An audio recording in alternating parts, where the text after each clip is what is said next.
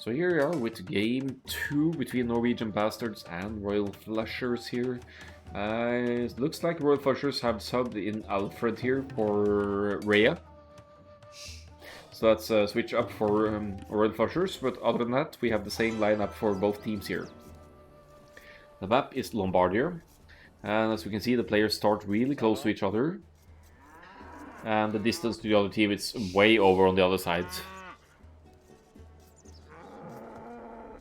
So a distance is far, and as you can see from the positions, wood lines, front side here, full walling your own side with team walls usually isn't an issue. That's usually what people go for on Lombardia. They go for the team walls, fast castle, and then go into unique units, play for the most part, almost kind of like playing arena, but it's do-it-yourself arena with walls. There's always a little bit of dispute among the resources. Whose boar is this? Whose cows are those? But there's also a little bit of extra food on Lombardia with 8 cows instead of the standard 6. So being Tatars here, as is the case for Nathaniel, it's actually going to benefit him quite a bit, because for each cow he'll be getting 75 extra food. So that results in a total of 600 extra food for the Tatars here. That's going to delay their needs for farms for quite a bit, actually. But yeah, team walls usually the play. Let's just have a quick talk about the civs, and I will actually be fast forwarding a little bit unless it is dual H action in this game. Vietnamese for Flogan on the right hand side, great archer, not to even mention anti-archer civ. So 20% more on their archery range units and hit points on their archery range units, and also Rat and Archer as their unique units, which is basically almost like a Huskarl with bow and arrow. It has such high pierce armor. HA with Persian's Pocket. While I doubt we'll be seeing more elephants here from the Persians, as is the unique unit, it is an option, but they are extremely expensive in resources. So HA will be playing the Paladins, maybe even go into Paladins here, if heavy camels here if needed. And should they come in a pinch and fall behind, he also has the opportunity to take Commander Run for Persians to go into crossbows that only cost wood, which is a nice addition to the trash spectrum. Persians, Paladins, or Knights line have +2 attack against archers as well, so that's something that's going to come in very handy against opposing archer civs, because it applies to cav archers as well, something that Tatars might very well go into. Finally, Conquer with Britons here, so bit of immobile civs on either side there, especially Britons that don't have any mobility card to play. But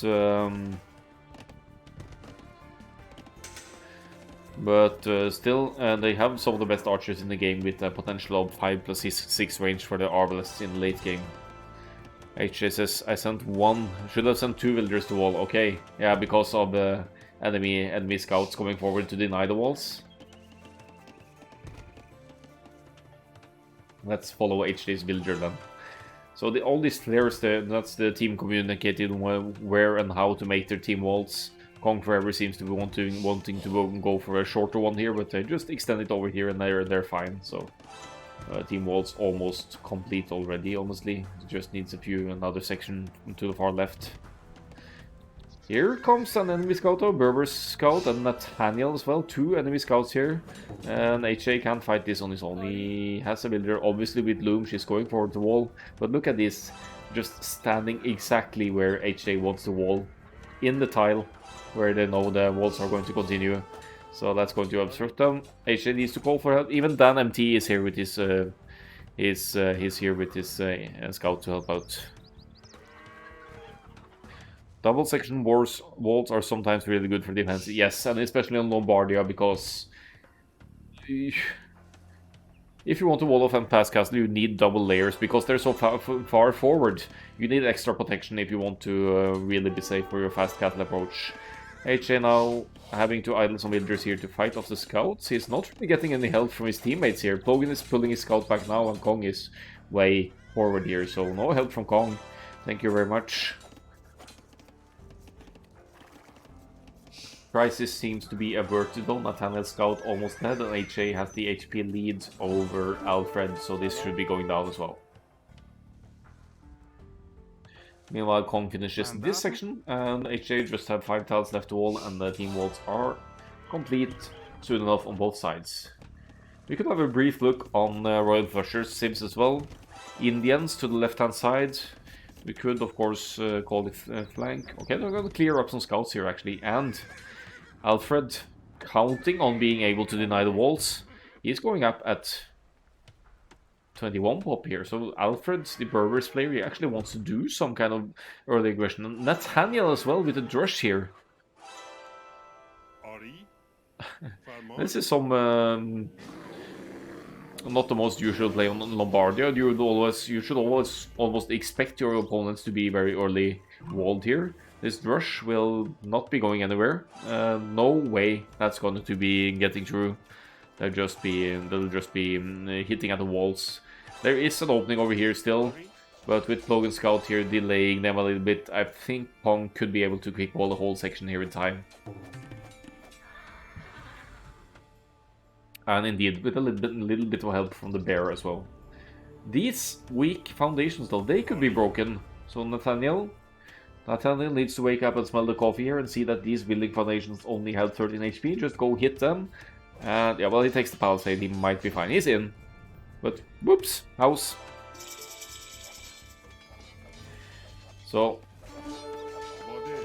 Wait, Kong is rushing as well? What is this? Why are you rushing on Lombardia? The walls will be up anyway.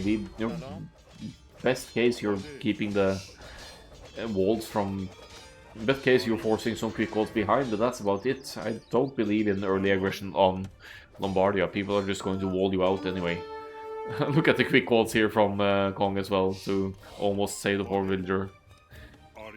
The Drush from Nathaniel gets through though. And of course, as HJ says, we could check for openings, but I feel it's a tactical. I feel it's a tactical mistake already to rely on the enemy not having complete walls or having holes. So Nathaniel, he is lucky here to get through. If Kong had sent 2 builds all over here, Kong would have an easy time just house walling and palisade walling these out, trust me. So, well, as long as it's just one player or not all of the players going for the feudal age aggression, I guess it's okay. Nathaniel is going to get away with the Drush fast castle here as Tatars, and Tatars have an amazing boom potential anyway. And then MT with the Indians, he is going straight fast castle here. Blacksmiths, they will fast castle, which should mean that the camels will be on the field and later on the Imperial camels. Still opening to this side though, and that leaves room for Alfred Scouts to go forward as well. Kong has pulled his rush all the way back. I absolutely think that that HJ is making the right call to go for the Castle Age as well, because you know that 2 of the opponents have already invested into early aggression. So if you go to the Castle Age earlier, you will have your stronger units and the potential for multiple TCs and boom earlier as well. Not that the villager counts are that dissimilar here, but we have Plogan and yeah, we have Plogan going up to the Castle Age anyway, and will be the very first one ahead of the NMT here. And getting a kickstart to the multiple TC boom here.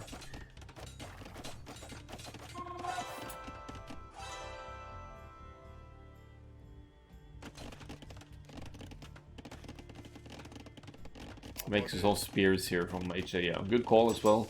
We'll be dealing with Alfred Scouts, no problem. And Kong with a double range with Britons here as well. Could pump out some archers just to deal with the annoyance of the Drush and be done with it, and then have army to protect his villagers walling on this side. Alfred is committing quite a bit to the scouts here. He has 4 military now, so that is well over 200 food gone into scouts here for Alfred. Should be delaying his Castle Age quite a bit. So you see he hasn't even kicked up yet, whereas the Norwegian bastards are all either in the Castle Age or on the way up. Another thing that HJ has going for him with the Persians and a reason to go straight for the fast cast age is that the Persians TCs, they start working faster in the feudal age, 10% faster in the feudal age, 15% faster in the cast age, and 20 in the imperial age. So for HJ to really take advantage of that, he needs to get to the cast age within a reasonable time, and sometimes earlier than, preferably earlier than the opponent. Get to the multiple TCs and just see those villager numbers running away from the opponent's side. See, Royal Flusher's side, we have double some house walls behind, still single palisade over there, but otherwise double walling on every corner here. Scouts are still going to be an annoyance, but not too big of a deal. Will cause some idle time still here on HJ, maybe even a villager kill, but HJ just reaching the cast age and having the faster working TC will recover from that rather easily. And for that matter, the scouts are trapped as well, but here comes the NMT with camels. They are going to be annoying with the Indians here on and the Berbers here. Once Alfred can get to the cast stage, his Berbers stables will be able to provide 15% cheaper knights and camels, so it could happen that Norwegian bastards will be falling on the back foot here, all due to not having the walls secured in place. Sure, it's idle builder time to get those walls up, but you get rewarded from it, like for Royal Flushers never letting the rush in. Somehow Logan Scout got in here, but that was through this gate, and now he's running back out to follow the movements of the camels here from the NMT. Indians are scary in the late game against Persians, even though, because they have access to the Imperial Camel, one of the strongest camel in the game.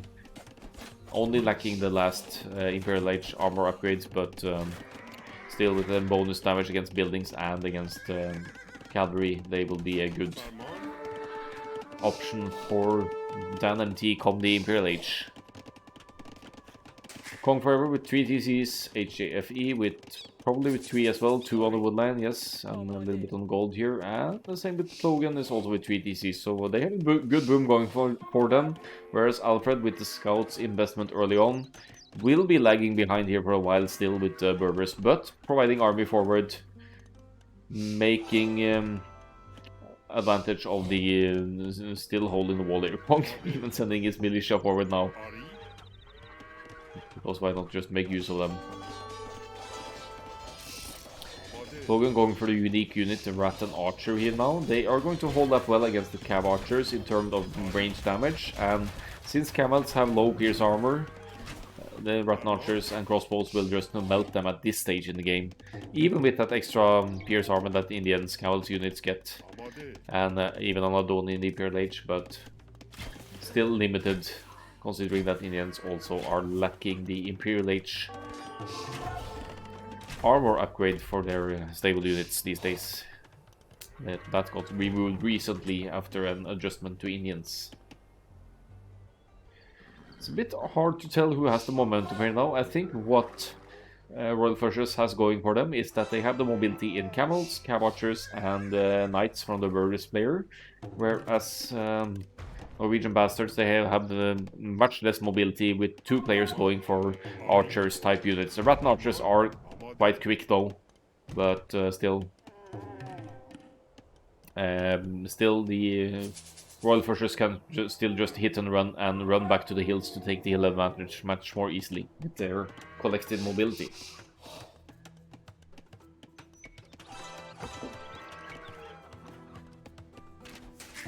Some players here, there are some Berbers Knights on the move. Have found another opening here on Kong's side. No double palisades here. And yeah, HJ is on point to chase this away. No upgrades on the camels though, while LNT has the +1 and a +2 pierce armor here, so HJ will need to back off. He has inferior upgrades here, forging for LNT. HJ with non-porn now, committing more to the economic production maybe. Hill advantage is great for Kong and Logan here though, and Camels and Cavalchers can't really engage here. This is going to be very annoying for Kong and his team to deal with here though, because they will constantly be idled around the TCs.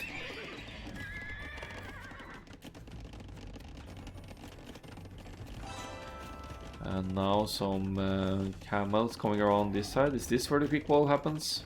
Oh yeah, Kong base. Ah.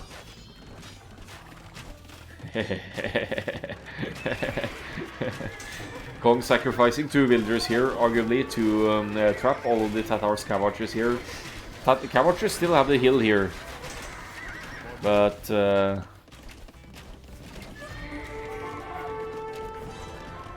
yeah, well worth it. Cleaning up all the Cavalchers there just like that.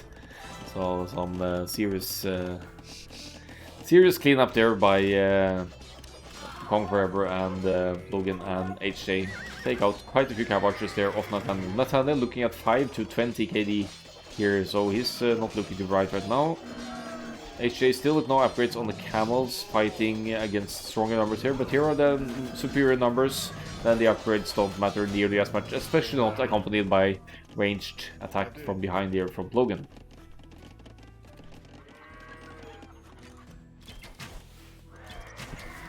Kong is really struggling to keep this this wall closed on this side.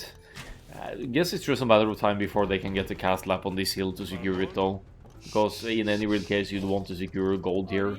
We have a castle here from Logan. He needs to commit to the castles for the Rat and Archers production. So it's going to boost that now by a second castle. And military numbers looking very, very nice for Norwegian bastards right now. 43 for Kong, 13 for HJFE, and 24 for Logan.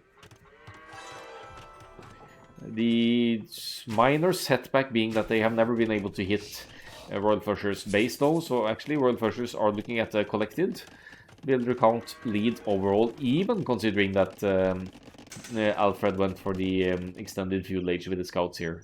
Cavalry Archers on the field now. It's a good option against HJ's cavalry units, but it's not really going to work against Rat and Archers and Britain's crossbows. So I'm not sure what the idea is here. Even one Rat and Archer here has some decent damage output against them. Yay.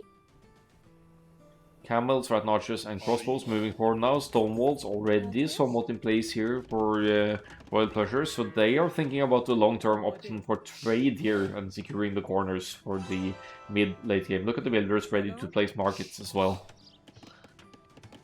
And that's not really the case for Norwegian bastards yet. They are having to keep some aggression out here. Quick University working as a quick wall here for Logan, and without the Cav Archers here for Nathaniel to deny the quick walls, Logan is going to keep this out.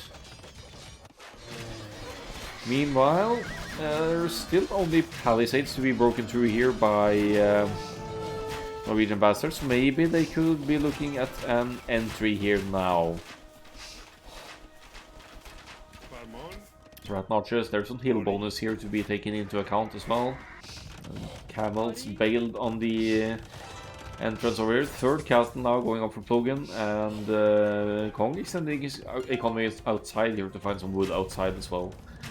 So one palisade is down, should be in trouble to break through this one as well. But timing is of the essence here. You want to get through before you could be... your entry can be stopped as well. I'm not sure what these players are about. Maybe hills around here to collect units and fall back to. Breaking through now with a significant mass of units here. 46. Just a few camels from HD. Walling for trade. That's what the players are about. I see.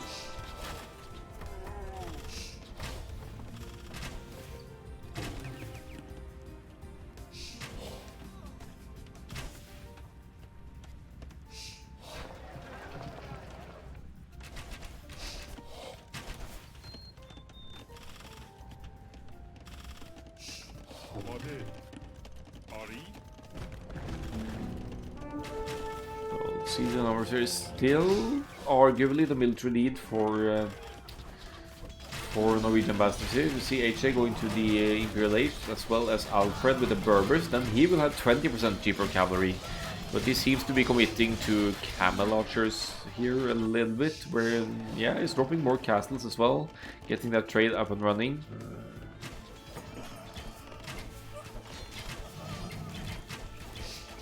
I guess the camel archers would work nicely as a meat shield and as an addition to the Berbers, to the Tatars, cav archers, and the Indian camels. Looks like a cleanup here for Royal Flushers though, and they might very well be able to complete their walls for the trade here now. TC here, yeah, buildings everywhere, just missing this section now, and now with Imperial Age on the way for Nathaniel as well. He will be looking at heavy cav archer here with his, for now, 28 numbers, castle on the hill as well, really going to extend the walls here to secure the corners for trades, something that Norwegian bastards are up to as well. But now Dan and Dean's Cavils will be able to enter here. That's an easy quick wall for Plogan for later, but still an annoyance that has to be dealt with. Looks like the castle at DC will deal with this just fine now. No need for a huge army commitment here. Rattan archers on the hill, and TCs and castles, obviously with ballistics helping out here, something you need for when you're going for ranged units anyway. Stonewall foundations on either side, and castles to secure them as well.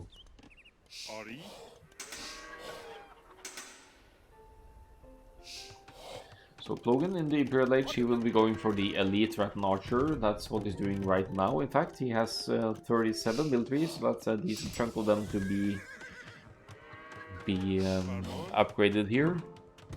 Collects them towards this hill now to have some protection for the villagers building the castle. And it's mainly HJ committing to the stone walling here for now. They're not under direct attack from Royal Flushers now. Royal Flushers making even another layer of stone walls here.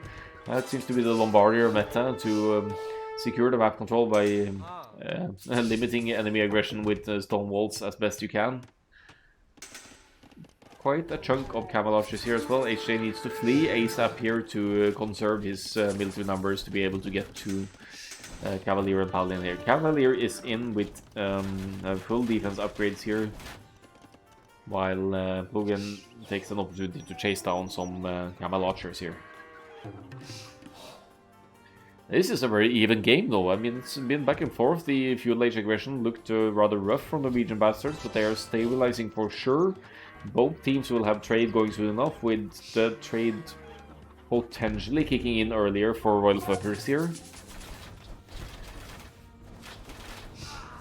Plogan now with the Treb moving forward now, going to contest a bit of a map here on his own, dropping a forward siege World Cup as well. See how the players are placing buildings on the hills around here. This is just to have some presence on the hill with army and buildings to make sure that the opponents cannot make use of them. Alfred with an Onager here as well. Plogan needs to react. He has to pull away these Rattan archers now, or could be looking at a serious hit. Only one going down there.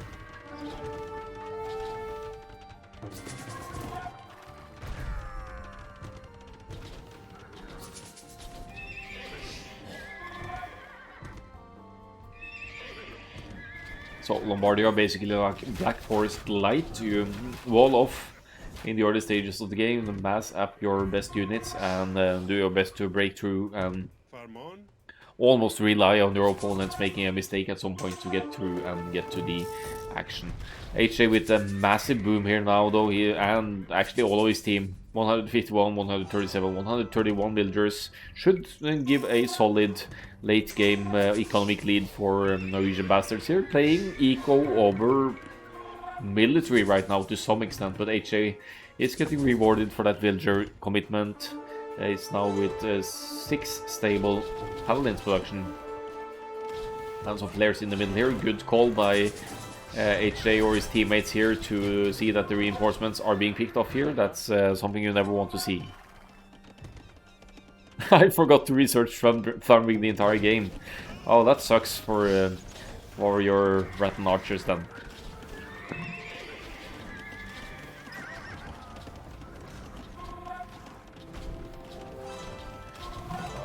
Look at the numbers here though. Onager is pushing, Treb pushing, serious chunk of Tatars heavy cav archers here, and HJ sending in trickles of paladins here wanting to send them, collect them somewhere, but they're getting intercepted by this huge army of units. So if HJ just had the gathering point over here, or somewhere inside the base, he would have so much more paladins collected by now, because so many of them got sniped here by royal flushers. Indians camels soon to be having camels, I bet, and that should mean that Imperial camel could be right around the corner as well. Pong with the arbalest finding some choke points here though, so he will be looking at some camels pickoffs here.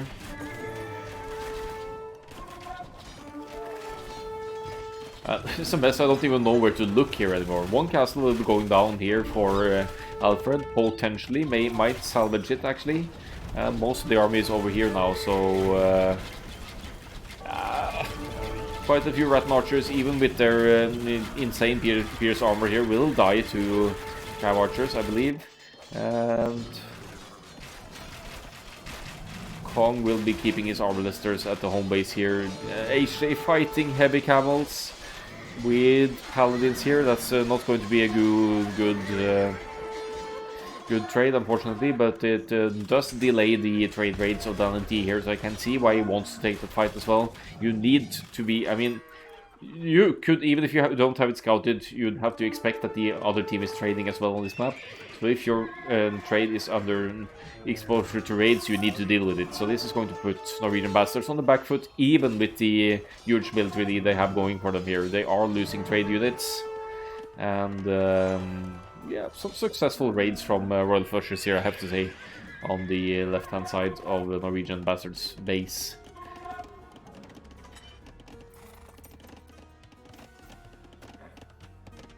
Let's see what they can accomplish though. Alfred with castle on the hill here. HJ going for the small... Oh! Not patrolling, are we? Going for the small pickoffs on the woodline here. Probably not expecting there to be any eco here at all, but that's 6 villagers down. Thank you very much, says Nathaniel, probably freeing up some more space for army production here. It's not like he's struggling for eco at the moment, so... Yeah, still a huge chunk of elite Rattans in order here. I don't see camel archers or cav archers doing enough here, but it's that extra hit bonus for Tatars playing in here as well.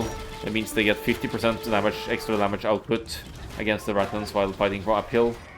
But look at this, 60 elite Rattan archers. Here come HJ's paladins to medal in between as well. Could be the start of a small cleanup here, but here comes some siege rams from Nathaniel to distract Rattan archers' fire as well.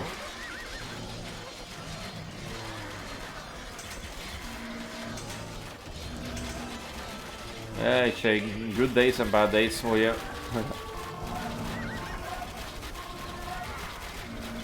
158 villagers overall. I guess trade cards count as villagers as well. This isn't looking too pretty for the Rattan Archer army though. Anything, all things considered. With these siege rams on the field, the Rattan Archers will be firing at the siege rams, and the cav archers and camel archers will be getting free shots on the Rattans after all. What's worrying for Norwegian bastards here is the stone walls, even the fortified walls of Royal Flushers the whole way across the map here, making trade raids very, very difficult for Norwegian bastards. Something that Royal Flushers have accomplished to some extent on their side, and in the long run that's going to affect the gold count. Go makes another layer. Yeah, that's good to secure the trade even more.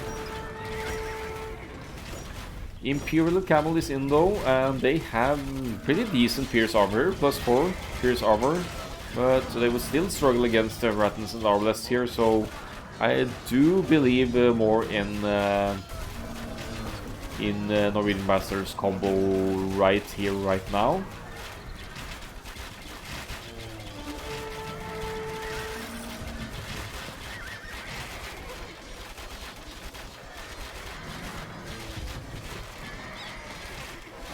This makes me wonder though if yeah,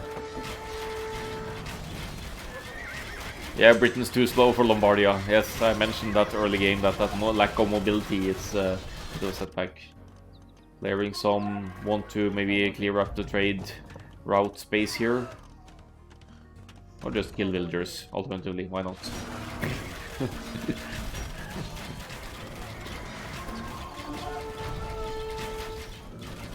So looking at this, it makes me wonder if it would be worthwhile actually having Berbers go back into Cavalier here. Just because there are so many mass archers on the field, camel archers, they are a ranged unit, they will not hold up nicely against the Ratans anyway. But with the Berbers' cheaper cavalry and the unlimited gold access, you could have like 80 Cavalier on the field instead. But that's just, I mean, it seems to be working here anyway, well, when taking the hill with that ranged advantage, but it just comes to mind, even if you're fighting against Paladins, you'd have Imperial Camels to take on the Paladins, and you could have the Cavaliers as a melee unit to go against the ranged units here, instead of Cav Archers and Caval Archers, which should be suboptimal against Britain's Arbalest and Rattan Archers. Yeah, it's a really even match, Kong, so I think you both did good. Heavy Scorpion from HA. Here to meddle in. That's actually a good call against Cavalry Archer armies here, to have Heavy Scorpion in the mix. Logan going into mass siege here as well. What's Logan's play gonna be? On the gear maybe? I don't know. I don't even know if bombard cannons maybe to push.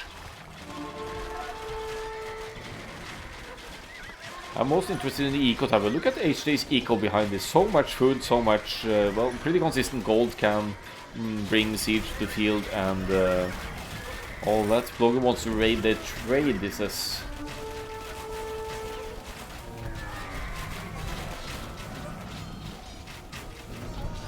I think Conqueror has been deleting villagers here to make room for even more military. Look at the military count here. Kong with 100 is outnumbering the highest military number on the Royal Flushers team by the double here. Ah, okay, capped rams on this side, so Logan is going to break in and hopefully get some raids in, sending a solid chunk of Rattan Archers over here. And that's going to have to force a response. HJ with the siege rams on the castles on the hill here. Imperial camels to deal with that, but this breakthrough on this side is going to have to force a reaction from Royal Flushers over here, and even with their mobility, if they send the Cav Archers and Camel Archers over here, which would be their best option, they will be struggling a bit against the Rattan Archers here. Now Royal Flushers might actually struggle with the fact that they don't have access to Paladin in their civilization picks here. Look at the area damage as well. Rams dealing area damage, so this market actually went down while breaking through the walls here. Norwegian Bastards trade looks safe for now. Imperial Camels hitting reinforcements here and there. Paladins won't contribute much. Skirmishers even switch from Kong forever here. I see struggling for gold income maybe. Let's see though. Camel Archers versus Rattan Archers here. Rattan Archers should win this easily. Walls have been breached. Actually, there is an opening here now, so Logan could run in and get some good kills in on the enemy trade.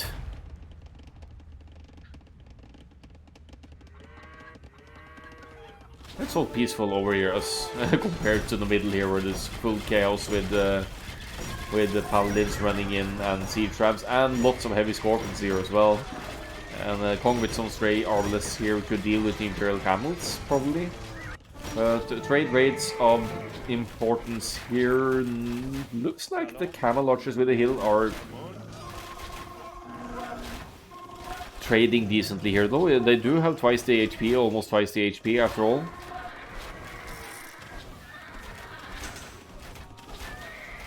So what Logan actually needs to do here, I guess, is to not focus units, but focus trade cards, because more units will be coming in. Just to get... there we go. Focusing trade cards, dropping some siege here as well. Wants to take out the markets now, forcing Royal Flushers to rebuild. This is a key moment in the game here for Norwegian Bastards to take out the trade.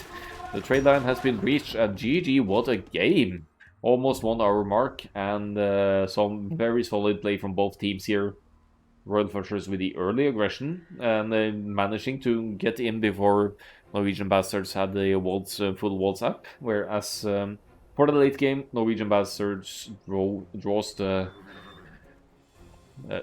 wins the late game fights eventually here by hitting the trades significantly and lacking Paladin maybe especially, or a good option against ranged units here for Royal Flushers.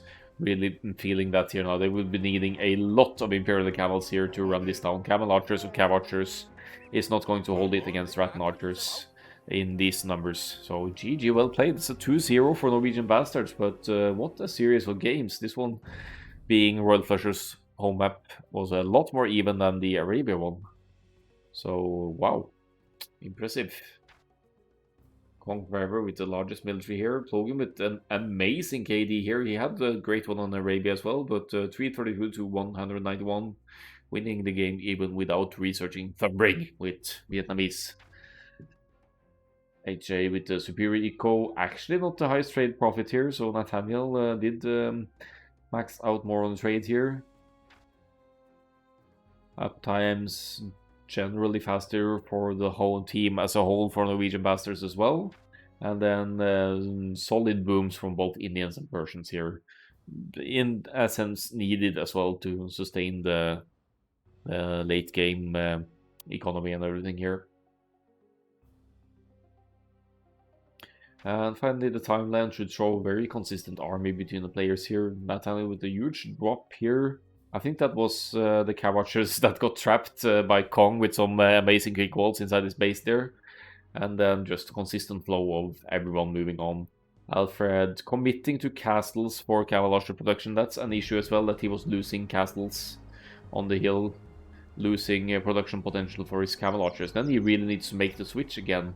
I don't think he ever teched into Cavalier. That's why he is now going for the light cab here. And in the end, he may have been struggling for food as well, actually. But GG, well played and well earned 2-0 for Norwegian Bastards.